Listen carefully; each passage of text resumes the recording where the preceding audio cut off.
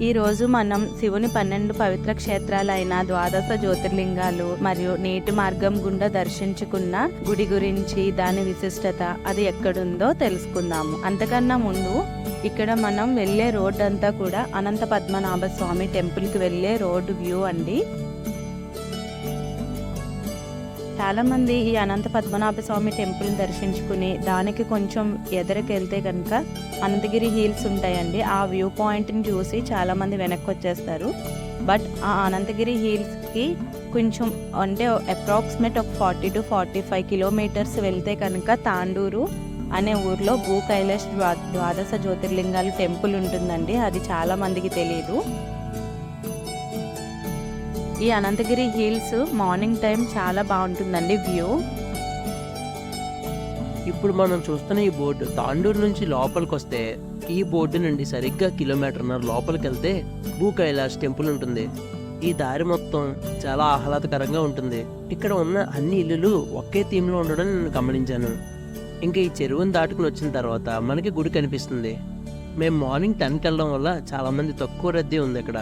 ఇప్పుడు మీరు చూస్తున్న రోడ్డు అంతా గుడి ప్రదేశమే. ఇది గుడి ఎంట్రన్స్ అండి. ఈ ఎంట్రన్స్ పక్కనే మనకి టికెట్ కౌంటర్ ఉంటుంది. టికెట్స్ రేట్స్ అనేవి ఇక్కడ కనిపిస్తున్నాయి కదా. 5 years అబోవ్ ఉన్న పిల్లలకు మాత్రమే టికెట్ ఛార్జ్ చేస్తారు. అంతేకాకుండా వాళ్ళ వెబ్సైట్ కూడా నేను డిస్క్రిప్షన్లో ఇస్తాను. ఈ టికెట్ కౌంటర్ ఆపోజిట్లోనే లాకర్ రూమ్ అనేది కూడా మనకి అవైలబుల్ ఉంటుంది. మన బ్యాగ్స్ అన్నిటిని కూడా అక్కడ దాచుకోవచ్చు. అంటే ఈచ్ లాకర్ రూమ్ వచ్చి 50 రూపీస్ ఛార్జ్ చేస్తారు. ఇంకా లాకర్ రూమ్స్లో బ్యాగ్స్ పెట్టేసి లైన్లో టికెట్స్ పెట్టుకుని ఎంటర్ అవుతాం. మనం తీసుకున్న టికెట్ కౌంటర్ దాని వెనకాల నుంచి లైన్ స్టార్ట్ అవుతుంది. మార్నింగ్ టైం కావడం వల్ల ఎక్కువ మంది లేకపోవడం వల్ల చాలా స్పీడ్గా వెళ్ళిపోయాం. మనం ఫస్ట్ లైన్ దాటుకుని రాగానే ఇక్కడ మనకి అష్టదశ శక్తిపీఠాలు కనిపిస్తాయి. ఇక్కడ ఉన్న ప్రతి అమ్మవారి విగ్రహం కూడా ప్రాణం పోసినట్టు ఉంది. నిజంగా అమ్మవారు కూర్చున్నట్టు మనల్ని చూస్తున్నట్టు చాలా పాజిటివ్ వైబ్గా అనిపించింది.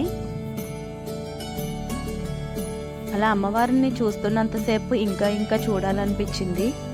అంత బాగున్నది.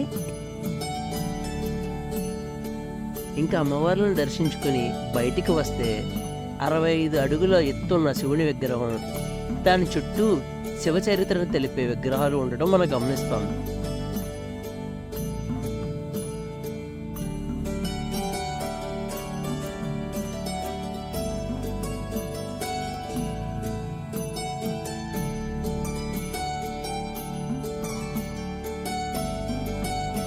అలా నేరుగా ముందుకు వెళ్తుండగా ఆత్మలింగం కూడా కనిపిస్తుంది.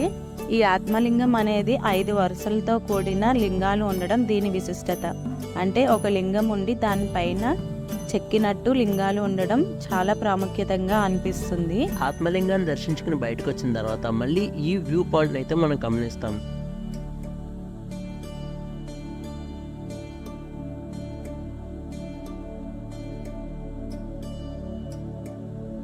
ఇప్పుడు మనం దర్శనం అయిన తర్వాత వచ్చిన లైన్లోనే వెనక్కి వెళ్తూ మనకు కనిపిస్తున్న ఈ ఖాళీ ప్లేస్ అంతా పిల్లలు ఆడుకోవడానికి ఇంకా చెట్లతో బాగా నిండి ఉంది.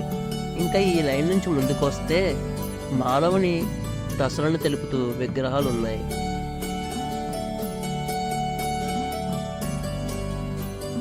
ఇంకా దీని పక్కనే ఈ బాబాయ్ టికెట్ కలెక్ట్ చేసుకుంటాడు. ఇక్కడ చూశారు కదా, ఇదే మనకి గుడి యొక్క మెయిన్ ఎంట్రన్స్. ఇక్కడ మనకి లోపల ఎంటర్ అవ్వంగానే ఫస్ట్ మనకి వినాయకుడు దర్శనమిస్తాడు. వినాయకుడు తర్వాత నంది, తర్వాత 2 మెట్లు కిందకి దిగంగానే 12 జ్యోతిర్లింగాల్లో మొదటి లింగం దర్శనమిస్తుంది. అంతేకాకుండా ఇక్కడ కొంచెం వాటర్లోకి లోపలికి వెళ్ళంగానే నీటి మట్టం కూడా పెరుగుతుంది. వాటర్ కూడా చాలా క్లియర్గా కింద ఏముందో కూడా మనకి కనిపించేటట్టు నీట్గా కనిపిస్తుంది. పిల్లలకి నీటిలో నడవడం ఇబ్బంది అవుతుంది కాబట్టి ఈ ఐరన్ పోల్స్ అనేవి డిజైన్ చేశారు. వాటిని పట్టుకుని నడవడానికి ఈజీగా ఉంటుంది. ఇక్కడి నుంచి మనం శివుణ్ణి దర్శించుకోవడానికి వెళ్లే ముందు ఈ నీళ్ళలోనే 3 సార్లు మునిగి తలస్నానం చేస్తూ మనసులో శివస్మరణం తలుచుకుంటూ ఈ 12 లింగాలు దర్శించుకోవాలి. పెద్దలు భక్తితో దర్శించుకుంటే పిల్లలు కూడా ఎంతో ఆనందంగా నీళ్ళలో ఆడుతూ శివ దర్శనం చేసుకున్నారు. 12 జ్యోతిర్లింగాలను దర్శించుకున్న తర్వాత చివరిగా ఈ మార్గం ద్వారా మెయిన్ శివలింగాన్ని దర్శించుకోవడానికి వెళ్ళాలి. ఇంకా లోపలికి వచ్చాక నందీశ్వరుణ్ణి ఇంకా గోడల మీద శివుని పెయింటింగ్స్ని చూస్తాం మనం.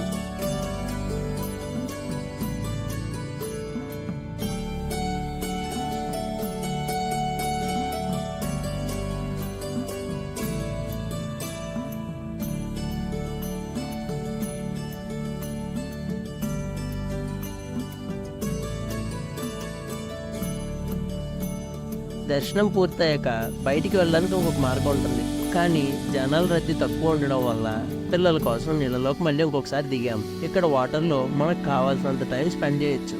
మేము అలా స్పెండ్ చేసి వచ్చేలోగే జనం చాలామంది ఎక్కువైపోయారు. ఫైనల్గా బయటకు వచ్చాక 65 అడుగుల శివలింగం మనకు నేరుగా కనిపిస్తుంది.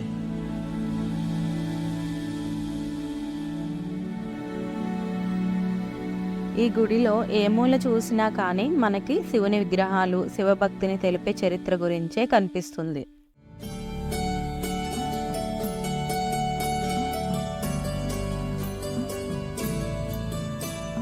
శివదర్శనం అయిపోయిన తర్వాత కొంచెం ఇలా ఫ్రంట్కి వస్తే మనకి డ్రెస్సింగ్ చేసుకోవడానికి టాయిలెట్స్ ఉంటాయండి.